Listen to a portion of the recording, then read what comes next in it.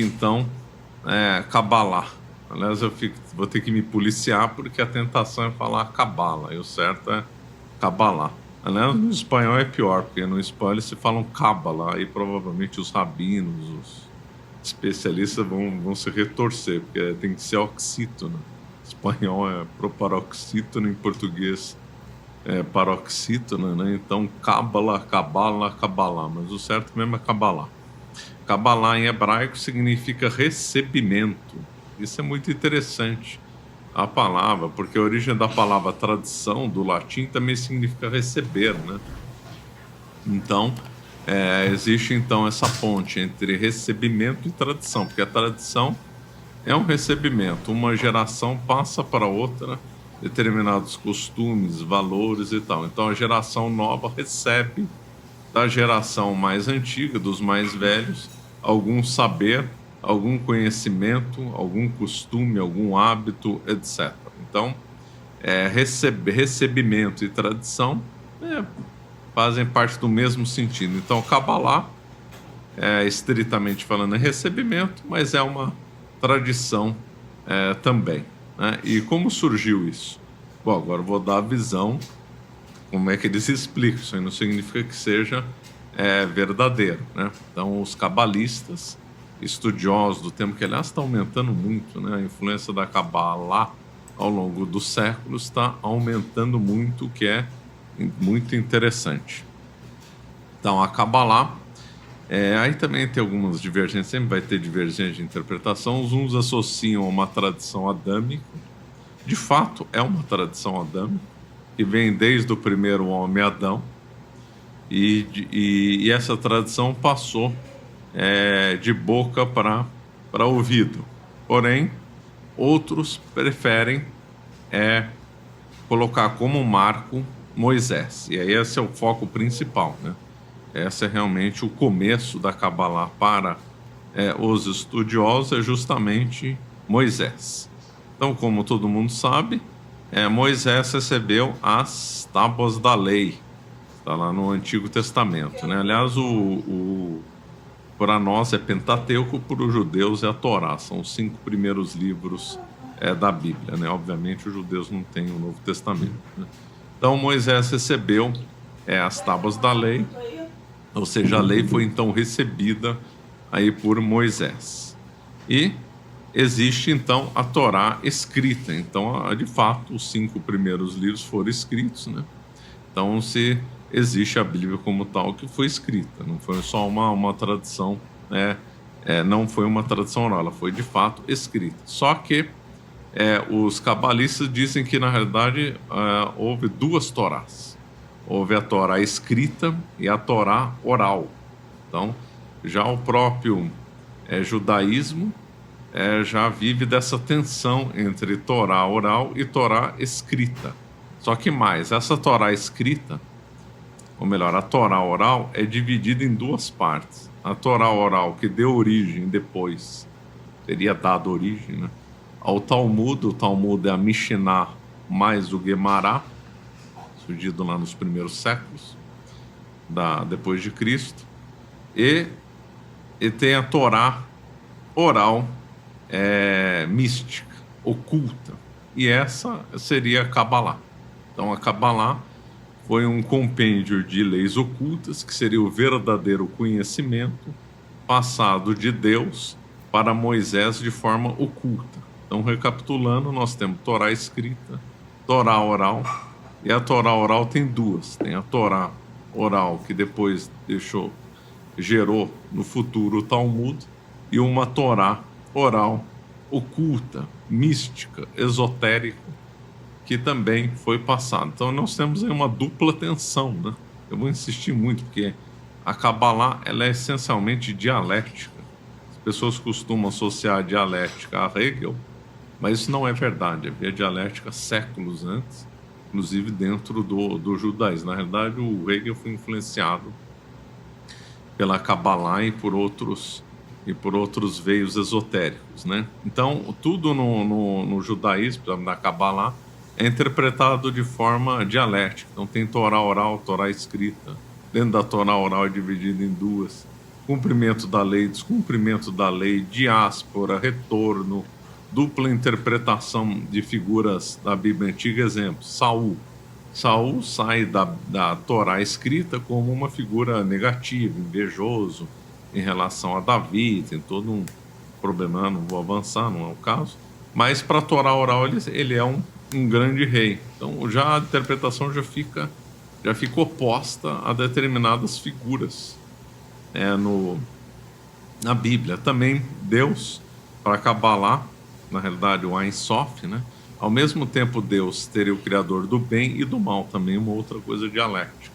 Lembrando que aqui... Quem te diz que tens de escolher ou que tens de estar 100% com... ou estás com o resto do lixo do mundo? Neste momento, temos quase 8 mil milhões de pessoas no mundo. 99,99% são idólatras. Cristãos, quase 2 bilhões e meio, todos idólatras. Árabes, a grande maioria quer nos matar. 1 bilhão e meio, já foste para 4 bilhões.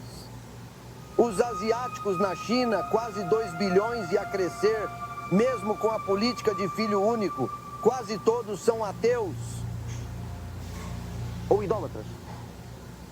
São mais 2 bilhões, já tem 6. Índia, 80 mil seitas e religiões diferentes, meu Deus. Comunidade judaica, mal 4 mil pessoas, a maioria... bilhões de pessoas, outro lixo.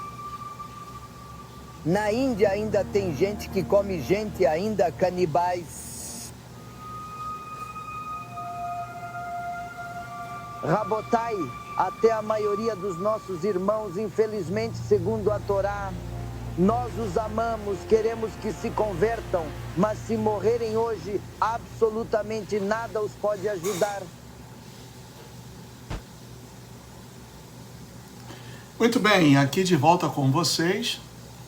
Tivemos aí uma pequena aulinha sobre a Torá oral, Kabbalah, entre outras coisas, né? E uma próxima oportunidade, eu terei o maior prazer de tocar o vídeo completo desse professor, que é católico, mas um estudioso. Vamos então agora à segunda parte dessa live, mas antes eu quero mostrar algo interessante, pessoal. Bem interessante. Vocês acreditam em apocalipse zumbi? Acreditam? Coloque aí no chat quem acredita em apocalipse zumbi. Por favor.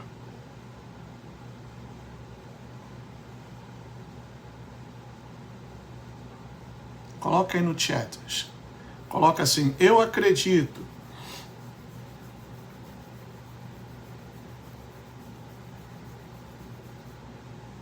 Só para ter uma ideia.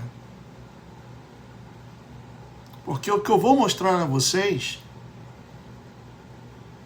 talvez vendo, vocês não vão acreditar. Eu custei acreditar. Eu procurei saber e de fato aconteceu. Rodrigo Souza não, Vanessa Medvet, eu.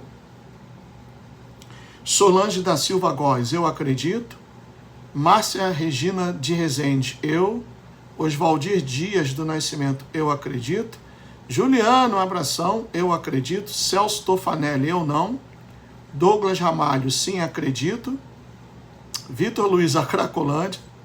Trader Nauta, eu. Francis Scheuer, eu acredito. Adilson Digo, sim. Simone Domingos, sim. A Juliana colocou em Zacarias já mostra tal coisa, né?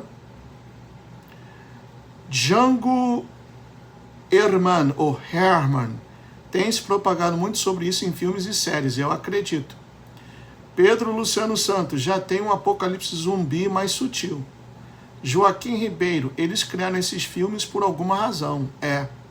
Márcia Regina de Rezende, sim, eu acredito. Bia Rodrigues, não acredito. Carlos Rodrigues, eu acredito. Tulipa Tu, eu acredito. Pessoal, eu vi e não acreditei no vídeo. Procurei saber e de fato aconteceu. Olha o título aí, ó. Vídeo: 8 tiros a queima-roupa para matar um guaxinim raivoso. Guaxinim, aqui nos Estados Unidos, é chamado de raccoon. Eu já morei em vários condomínios que verdadeiras famílias de raccoons visitavam o lixo durante a noite. E eles são animais notívagos. Se você vê um raccoon durante o dia, afaste-se porque aquele raccoon está doente. E eles são grandes transmissores de raiva. Não deixe nenhum animal que você tenha, gato, cachorro, perto, porque eles são altos transmissores de raiva. Então, esse raccoon apareceu durante o dia, como dá para ver aí na foto. E uma pessoa, acho que um policial, deu 8 tiros no raccoon e o raccoon não morreu, meu amigo. Ou melhor, no 8º tiro foi que... E a queima-roupa que o raccoon veio a falecer. Porque ele estava infectadíssimo com raiva. E é um grande transmissor. Se você pega um filhotinho de raccoon, muitos americanos fazem isso, porque eles são bonitinhos. E começa a cuidar, vacinar e domesticar, tudo bem, não tem problema. Agora, pegar um já grande é problemático. Olha só, eu vou tocar o vídeo. Tá aqui, ó. A policial. E aqui diz o rabioso raccoon é cravejado de balas. Olha só. Ó, um tiro, não morreu. Olha lá, 2. Olha lá, ainda tá se mexendo. Jesus. Olha lá, definitivamente ele tem raiva. 3, 4, 5, 6, 7, 8. Olha lá, e o raccoon ainda tá mexendo a pata.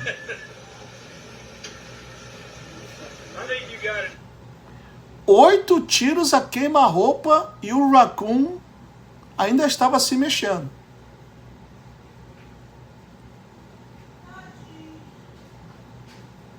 Ah, Márcia, tadinho. Tava com raiva, Márcia. Foi a policial quem atirou. Eu vou tocar novamente, olha só. 1, 2.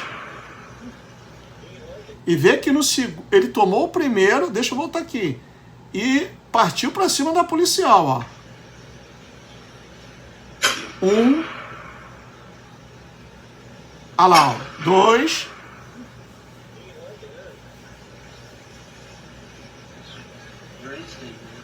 Jesus. Aí a policial fala, yes, he's definitely rabid.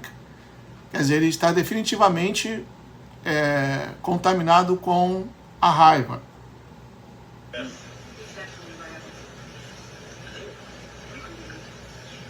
Ó, 3, 4, 5, 6, 7, e ele continua indo, malandro. 8, e ainda tá se mexendo.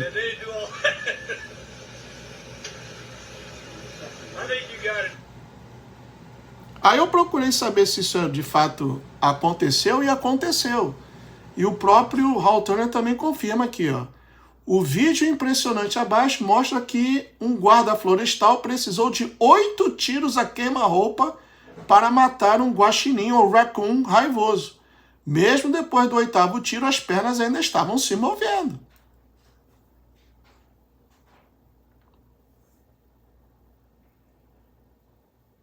Aí o Pedro Luciano Santos colocou, tem cobra que morde mesmo com a cabeça cortada do corpo.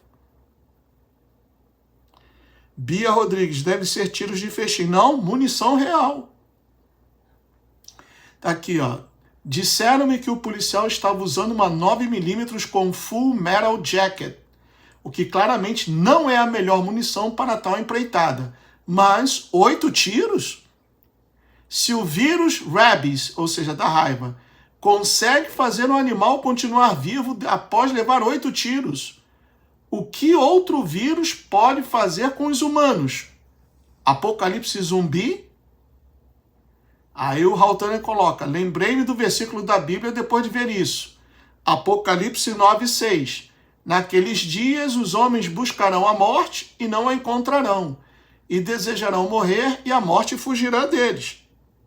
Como Django Herman também colocou aí. Cara, é assustador, mano. Novamente aqui, ó, é assustador.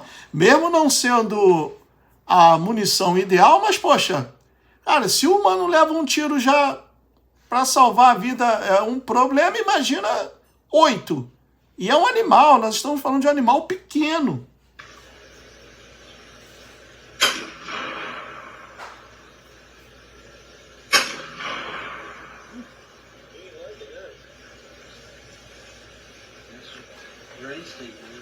Jesus. Yeah, he's definitely rabid. Yeah.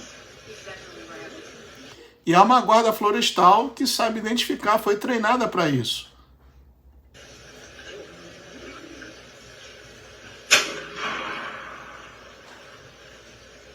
God almighty. Hey! I killed Kyrie and they do all that. I think you got it.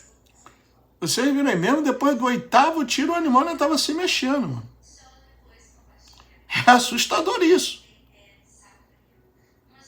É como ele colocou aqui, ó. Se o vírus da raiva consegue fazer um animal continuar vivo após levar 8 tiros, o que outro vírus pode fazer com os humanos?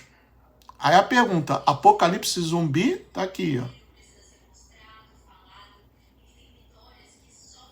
É assustador isso.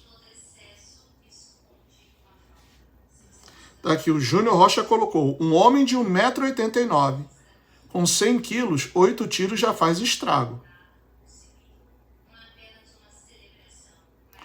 Criatividade criativa. Sobre essa parte do Apocalipse, sempre me perguntei como as pessoas buscariam a morte e não a encontrariam. Essa coisa de zumbi faz sentido. Meu pai, isso é assustador, mano. E de onde veio essa raiva aí que contaminou o bicho? Eles já são propensos, né? Porque andam em lixos, comem carniça e etc. Mas